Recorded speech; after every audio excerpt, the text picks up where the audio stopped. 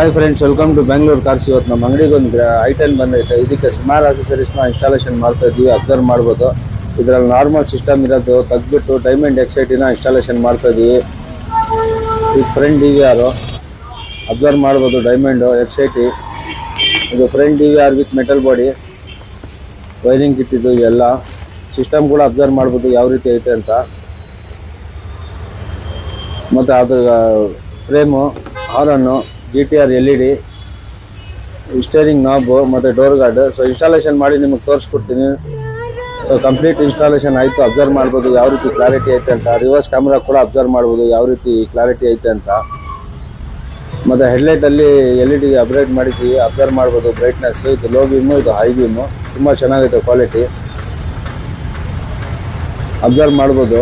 ಸ್ಪೈಲರ್ ಕೂಡ ಇನ್ಸ್ಟಾಲೇಷನ್ ಮಾಡಿದ್ದೀವಿ. ಸೊ ಇದೇ ಥರ ನಿಮ್ಮ ಗಾಡಿಗೂ ಏನಾದರೂ ಆಕ್ಸೆಸರೀಸ್ ಇನ್ಸ್ಟಾಲೇಷನ್ ಮಾಡಿಸ್ಬೇಕಂದ್ರೆ ಸ್ಕ್ರೀನ್ ಮೇಲೆ ಕೊಟ್ಟಿರೋ ಕಾಂಟ್ಯಾಕ್ಟ್ ನಂಬರ್ಗೆ ಕಾಂಟ್ಯಾಕ್ಟ್ ಮಾಡ್ಬೋದು. ಒಂದು ಒಳ್ಳೆ ರೀಸನೇಬಲ್ ಬೆಸ್ಟ್ ಪ್ರೈಸಲ್ಲಿ ಇನ್ಸ್ಟಾಲ್ ಮಾಡ್ಕೊಡ್ತೀವಿ.